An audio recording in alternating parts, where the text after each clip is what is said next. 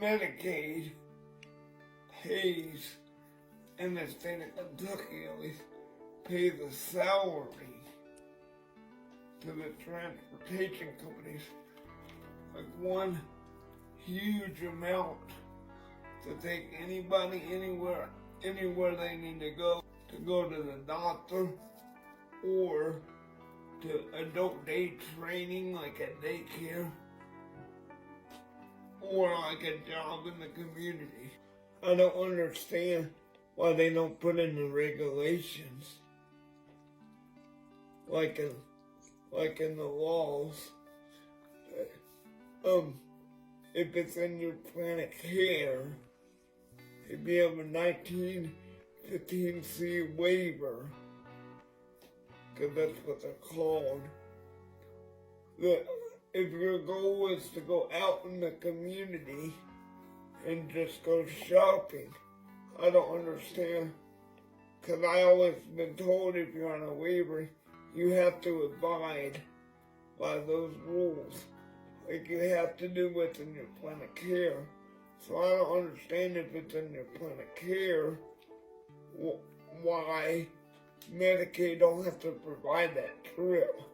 Why it only has to be a volunteer job, or if you have supported employment, or if you are going to the doctor, or if you're going to adult day training.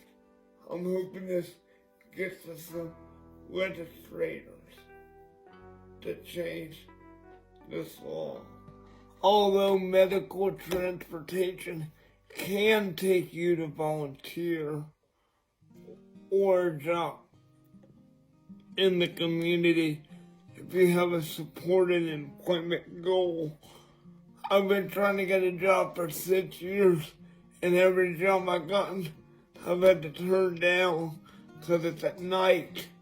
And the rule is with the medical transportation that take you anywhere, you have to be home by 8 o'clock. There's still a limitation. And the reason why we don't have public transportation in the county is because the way it works is the county pays so much of that, and then somebody like me pays $5. The county cannot afford the main cost of it. I had a grandma, she's passed away now, but she was also in a wheelchair, and she wasn't able to get out once she turned 60. And so she never left the house once she turned 60.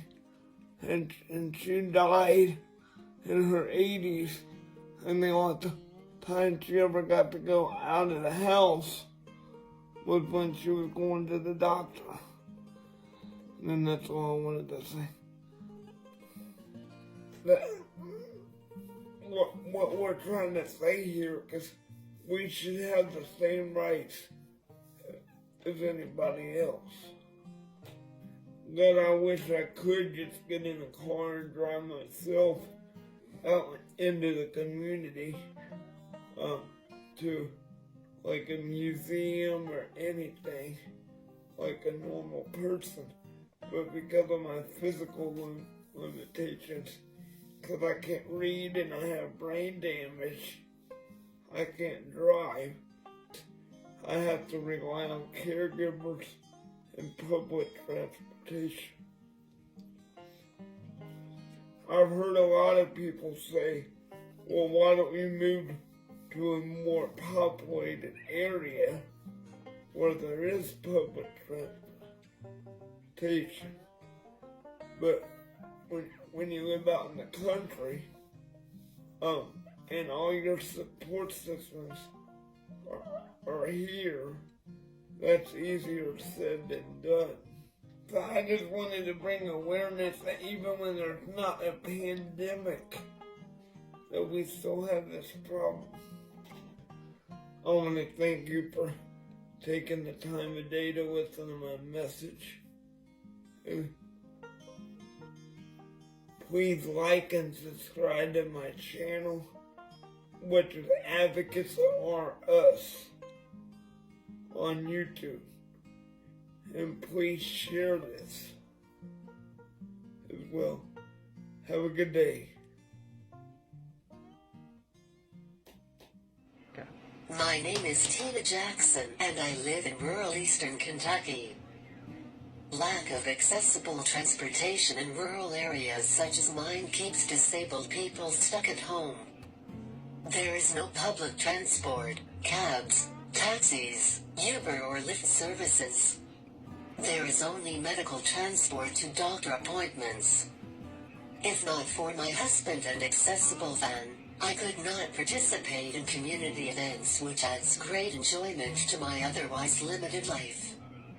I would likely fall into depression, despair and loneliness that many of my peers experience. The lack of accessible transportation in my area has closed doors on possible employment, which is one of the major roadblocks for the disabled citizens to secure jobs. Transit systems that are available in urban areas are often older, outdated with poor management.